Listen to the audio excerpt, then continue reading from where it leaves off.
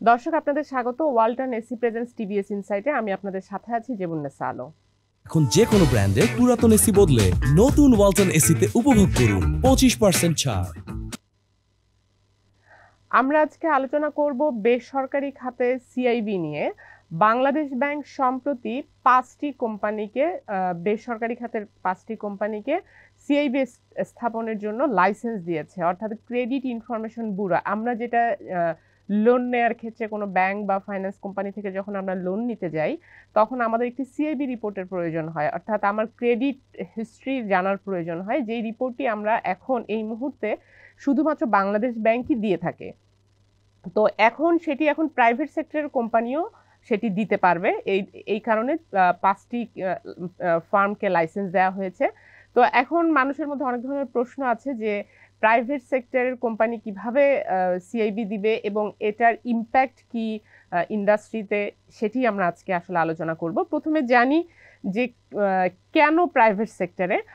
আমরা যদি দেখি যে এই মুহূর্তে ব্যাংকগুলো যখন কাউকে কোনো কাস্টমারকে লোন দেয় তখন কিভাবে দেয়, যার কোনো ক্রেডিট হিস্ট্রি নাই, যেই বড়োয়ারটা কখনো লোন নিতে যায়নি বা লোন নেয়নি, বা যেই বড়োয়ারটা একাধিক লেন্ডারের কাছ থেকে লোন নিচ্ছে, সেই অ্যাসেসমেন্টটা কিন্তু ওই রিলেভেন্ট ব্যাংকের স্টাফরা করে থাকে ওই কাস্টমারের বিভিন্ন ডিটেলস নিয়ে। তারপর সে একটা ডিসিশন নেয় যে তাকে আসলে লোন কত টাকা দেয়া যাবে বা দেয়া আদৌ যাবে কিনা।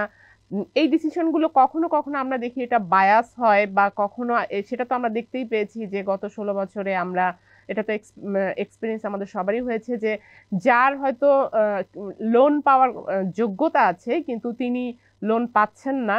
আবার আবার একই ব্যক্তি বা একই প্রতিষ্ঠান হাজার হাজার কোটি টাকা লোন নিয়েছে, ওভারবার্ডেন হয়েছে, ফলে ডিফল্ট হয়ে পড়েছে। কারণ এগুলোর প্রপার কোনো ক্রেডিট অ্যানালাইসিস, আসলে অথরাইজড কোনো অ্যানালাইসিস নেই। সংশ্লিষ্ট ব্যাংক আসলে তারা এটা নিজস্ব বা ইন্টারনালি করে থাকে। তো এবং বাংলাদেশ ব্যাংক যেটি করে সেটি হচ্ছে, যে সিআইবি রিপোর্টটা আমরা পাই, যাদের শুধুমাত্র লোন অলরেডি আছে, যার লোন নেই তার কিন্তু সিআইবিতে তার কোনো রিপোর্ট নেই বা সিআইবিতে তার নাম নেই। যে অলরেডি লোন নিয়েছে তার নামটাই শুধু সিআইবিতে বাংলাদেশ ব্যাংকে থাকে। তাও বাংলাদেশ ব্যাংক এটা নিয়ে কোনো কোনো অ্যানালাইসিস করে না যে তাকে লোন দেয়া যাবে কি যাবে না। এটা শুধুমাত্র যেই ব্যাংক বা ফাইন্যান্স কোম্পানি লোন দিচ্ছে আপনাকে, সে বাংলাদেশ ব্যাংকে রিপোর্ট করে যে ওনার নামে এতগুলো লোন আছে, যদি আপনি ডিফল্ট হন তাহলে ডিফল্ট স্ট্যাটাসটা দেওয়া হয়, কিন্তু আপনার লোন নেওয়ার ক্যাপাসিটি আছে কিনা, কতটুকু বেশি ক্যাপাসিটিতে আপনি নিয়েছেন, এই ধরনের ইনফরমেশনগুলো থাকে না। তো সেই কারণে দেখা যায় যে ব্যাংক কিন্তু যাদের অলরেডি লোন আছে, তেলা মাথায় তেল দেওয়া, যার অলরেডি বিভিন্ন ব্যাংকের লোন আছে, পেমেন্ট ভালো করছে, তারাই বেশি বেশি লোন পাচ্ছে। কিন্তু এর বাইরে যারা স্মল বিজনেসম্যান, যারা কখনো লোন নেয়নি কিন্তু এখন লোন নেওয়ার ক্যাপাসিটি আছে, তারা কিন্তু আসলে লোন পাচ্ছে না। কারণ ব্যাংকের মধ্যে একটা সংশয় থাকে যে নতুন একজন বড়োয়ারকে লোন দিচ্ছে, সেই লোনটা ফেরত পাবে কিনা। তো এই যে সংকটগুলো, এই সংকটগুলো থেকে বেরিয়ে আসার জন্য একটা প্রপার ক্রেডিট অ্যানালাইসিস, একটা মানে বিশদ অ্যানালাইসিস করার একটা সিস্টেম চালু করার জন্য বাংলাদেশ ব্যাংক এখন প্রাইভেট সেক্টরে এটা ছেড়ে দিল, যে এখন প্রাইভেট ফার্মও সেই ক্রেডিট অ্যানালাইসিসটা করতে পারবে। তো সেক্ষেত্রে তারা কিভাবে সেটি করবে, সেটি যদি আমরা দেখি যে তারা কিভাবে করবে, সেটি যাওয়ার আগে আসলে কাদেরকে দেয়া হলো, এটা বাংলাদেশে ফার্স্ট টাইম দেয়া হচ্ছে প্রাইভেট সেক্টরে। সেটি আমরা প্রাথমিকভাবে দেখছি যে এলওআই দেওয়া হয়েছে, লেটার অফ ইন্টেন্ট। সেটি হলো ক্রেডিট ইনফো বিডি, সেটি UK investor sponsored. Trans union, এটি একটি ইউএস ইনভেস্টার স্পন্সর্ড, মানে ইউএস ইনভেস্টারদের এখানে পার্টিসিপেশন আছে। ফার্স্ট ন্যাশনাল ক্রেডিট, এখানে ইউএস এবং সৌদি আরব বেসড ইনভেস্টরদের পার্টিসিপেশন আছে। এরপর আছে সিটি ক্রেডিট, যেটি সিটি ব্যাংক স্পন্সর্ড, এবং বিকাশ ক্রেডিট, যেটি আমরা জানি যে বিকাশ যে largest mobile financial service provider, তারা পেয়েছে একটি লাইসেন্স। তো এটি হচ্ছে 5টি প্রতিষ্ঠানকে আমরা দেখছি বাংলাদেশ ব্যাংক এলওআই দিয়েছে, কিন্তু এর মধ্যে আসলে ফাইনালি 4টি প্রতিষ্ঠান এই সিআইবি সেট আপ করবে। তার কারণ হলো ট্রান্স ইউনিয়ন এবং বিকাশ, এই দুটি প্রতিষ্ঠান একসাথে তারা সিআইবি করবে। তো এই প্রতিষ্ঠানগুলো এখন এই প্রাইভেট সেক্টরে আপনার সিআইবি দিতে পারবে। তো এরা কিভাবে ডেটা নিবে বা কিভাবে কাজটা করবে, সেটি আসলে বাংলাদেশ ব্যাংকের একটি গাইডলাইন দেয়া হয়েছে। তো সেই গাইডলাইনে বলা আছে যে কিভাবে এরা কাজ করবে। প্রথমত তারা বিভিন্ন সোর্স থেকে আসলে ডেটা কালেকশন করবে। এখন এখানে ইন্ডিভিজুয়াল এবং ইনস্টিটিউশন এই সবারই এখানে ডেটা কালেকশনটা করা হবে। তো ডেটা সোর্সটা কি হবে? তারা বিভিন্ন ব্যাংক, ফাইন্যান্স কোম্পানি, তারপরে বাংলাদেশ ব্যাংকের যে সিআইবি আছে, তারপরে অন্যান্য যে মর্টগেজ ফাইন্যান্স কোম্পানি, তারপরে ইন্স্যুরেন্স কোম্পানি, তারপরে এমএফএস যে যারা already mobile finance service provide করছে, বিভিন্ন এমএফএস প্ল্যাটফর্ম, তারপরে asset management company, court, payment service provider যারা পেমেন্ট সার্ভিস দিয়ে থাকে, টেলিকমিউনিকেশন কোম্পানি, ইউটিলিটি কোম্পানিজ যারা আপনার যাদের ইউটিলিটি বিল দিয়ে থাকেন সেটি দিয়েও আসলে আপনার পেমেন্ট বিহেভিয়ারটা ট্রেস করা যাবে। এরকম যারা আসলে এই পেমেন্ট রিলেভেন্ট ট্রানজ্যাকশনের সঙ্গে যুক্ত তাদের কাছ থেকে আসলে ব্যাংক এই ক্রেডিট ব্যুরো এই আপনার ইনফরমেশনগুলো কালেক্ট করবে। এখন অনেক ধরনের কনসার্ন থাকে যে আপনার ইনফরমেশন, ব্যক্তিগত ইনফরমেশন বিভিন্ন প্রাইভেট প্রতিষ্ঠানের কাছে যাচ্ছে, সেটা কতটুকু সিকিউরড বা এটা কিভাবে করবে, সেই জায়গা থেকে কি ধরনের ডেটা নিতে পারবে সেটিও কিন্তু বলে দেওয়া আছে যে আপনার কোনো ব্যক্তিগত ডেটা থাকবে না। এটি শুধুমাত্র যেটা ট্রানজেকশনাল ডেটা, যেমন আপনার লোনের ডেটা, তারপর আপনি পেমেন্ট করেছেন, আপনি ইউটিলিটি বিল দিচ্ছেন, আপনি একজন ছোট ব্যবসায়ী হলে আপনি মার্চেন্টের সঙ্গে যে পেমেন্ট করছেন সেখানে, তারপর আপনি যে প্রোডাক্ট কিনছেন যার কাছ থেকে, হয়তো হোলসেলার কাছ থেকে প্রোডাক্ট আপনি নিয়মিত কিনে আপনি রিটেইল মার্কেটে বিক্রি করছেন, ওটাও একটা আপনার পেমেন্ট বিহেভিয়ার। এই ধরনের শুধুমাত্র পেমেন্ট রিলেভেন্ট যেগুলো সেইগুলো আসলে তারা কালেক্ট করতে পারবে। এবং আপনার ডিপোজিট অ্যাকাউন্টে কত ডিপোজিট আছে এই ধরনের ইনফরমেশন কিন্তু তাদের কাছে ডিসক্লোজ করা হবে না।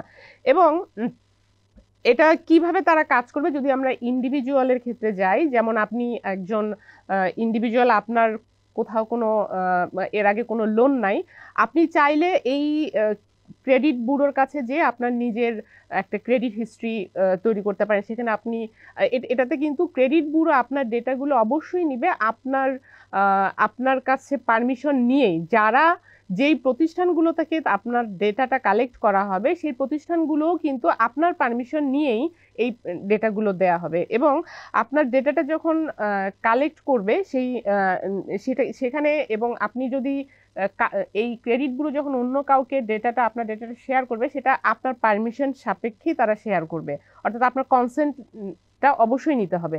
তাতে যেটা সুবিধা হলো যেই ব্যক্তির আসলে ক্রেডিট হিস্ট্রি নেই, তিনি তার নিজস্ব ক্রেডিট প্রোফাইলটা, এই ক্রেডিট ব্যুরো সেই প্রোফাইলটা ডেভেলপ করবে, সেই প্রোফাইলটা দিয়ে তারা ক্রেডিট স্কোরিং করবে, গ্রেডিং করবে।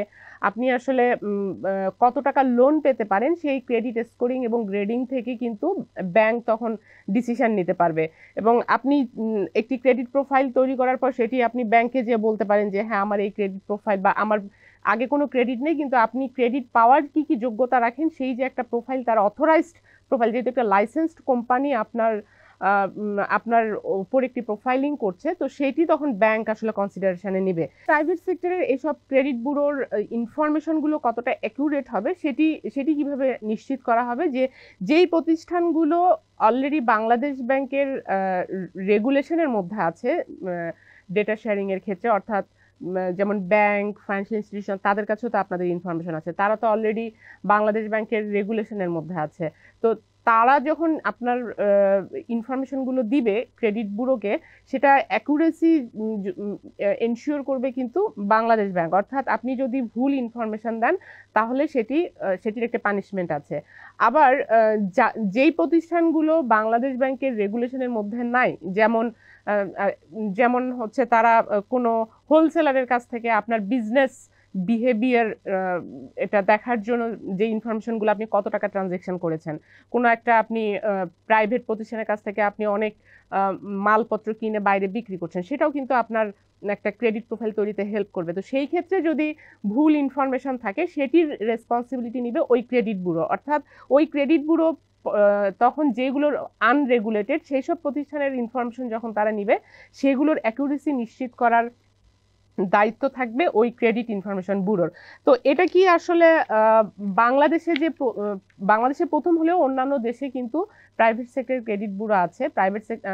তারা এই ধরনের detail credit information, credit history, personal credit history তৈরি করে। ফলে যেটা হবে যে ব্যাংকের লোন দেওয়ার অ্যাক্সেসটা বেড়ে যাবে, আরও বেশি কাস্টমার তখন তারা অ্যাক্সেস পাবে, যেমন ছোট ছোট ব্যবসায়ীরা এই ফাইন্যান্সিয়াল অ্যাক্সেসটা পাবে।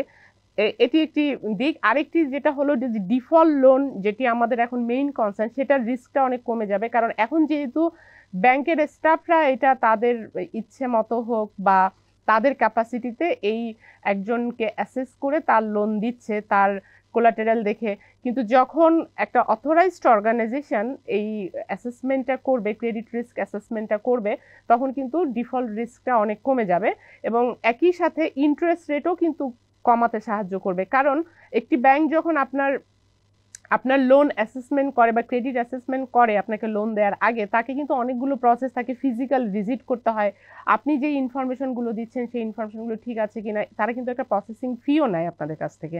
তো যখন এই ইনফরমেশনগুলো ক্রেডিট ব্যুরোর কাছে অলরেডি এটা ডেভেলপ করা থাকবে, তখন কিন্তু খুব ইজি অ্যাক্সেস হবে। যে কোনো ব্যাংক এটা বারবার তৈরি করার প্রয়োজন হবে না, কারণ এগুলো ডিজিটাল প্ল্যাটফর্মে এগুলো স্টোর করা থাকবে। এবং এই যে ক্রেডিট ব্যুরো এদের নিজেদের মধ্যে একটা ডেটা শেয়ারিং বা ডেটা এক্সচেঞ্জ করার এগ্রিমেন্ট থাকবে, এবং এই যে বিভিন্ন ব্যাংক এবং যারা লেন্ডার তাদের সঙ্গে ক্রেডিট ব্যুরোর ডেটা এক্সচেঞ্জ করার এগ্রিমেন্ট থাকবে। সো এই এগ্রিমেন্টের আওতায় তারা খুব ইজিলি এই ডেটা শেয়ারিংটা করতে পারবে, এবং এই যে ডেটাটা অ্যাকিউরেট কিনা সেটা কিন্তু টাইম টু টাইম এই ক্রেডিট ব্যুরো সেই ইনফরমেশনগুলো আপডেট করতে পারবে। এবং আপনার ইনফরমেশন, একজন ইন্ডিভিজুয়াল তার ইনফরমেশনে কিন্তু তার অ্যাক্সেস থাকবে তার ক্রেডিট রিপোর্টে, যে যদি কোনো রিপোর্টে কোনো ভুল থাকতে পারে, ভুল ইনফরমেশন থাকতে পারে, সেটা কিন্তু ওই ইন্ডিভিজুয়াল সেই ইনফরমেশনগুলো আপডেট করে দিতে পারবে। সো এখানে এইভাবে কাজগুলো করা হবে। ফলে এভাবেই আসলে প্রাইভেট সেক্টর ক্রেডিট ব্যুরো কাজ করবে। তারা একটি ইনফ্রাস্ট্রাকচার ডিজিটাল, এখানে আসলে বিভিন্ন ধরনের ডিজিটাল এআই ব্যবহার করা হবে অনেক বেশি, এবং ডিজিটাল টুলস ব্যবহার করা হবে। ডিজিটাল ইনফ্রাস্ট্রাকচারটা অনেক একটা ভাস্ট একটা ইনফ্রাস্ট্রাকচার হবে, যাতে করে এখানে হিউজ ডেটাবেজ, এখানে ডেটা শেয়ারিং আছে, ডেটা স্টোরিং আছে। সো এই জিনিসগুলো এই এই যে যাদেরকে প্রাইমারি লাইসেন্স দেওয়া হলো, তারা এই ইনফ্রাস্ট্রাকচারটা ডেভেলপ করবে। তাদেরকে 1 বছরের সময় দেওয়া হয়েছে। এই 1 বছরের মধ্যে যখন তারা এই ডিজিটাল ইনফ্রাস্ট্রাকচার ডেভেলপ করবে, তখন বাংলাদেশ ব্যাংক সেখানে ফিজিক্যাল ইন্সপেকশন করবে। এরপর তাদেরকে ফাইনাল লাইসেন্স দেওয়া হবে কমার্শিয়াল অপারেশনের জন্য। তো এই ছিল আজকে আলোচনার বিষয়। দর্শক, আমাদের সঙ্গে থাকবার জন্য আপনাদেরকে ধন্যবাদ, এবং আমাদের প্রোগ্রামটি যদি ভালো লাগে তাহলে লাইক দিবেন, শেয়ার করবেন।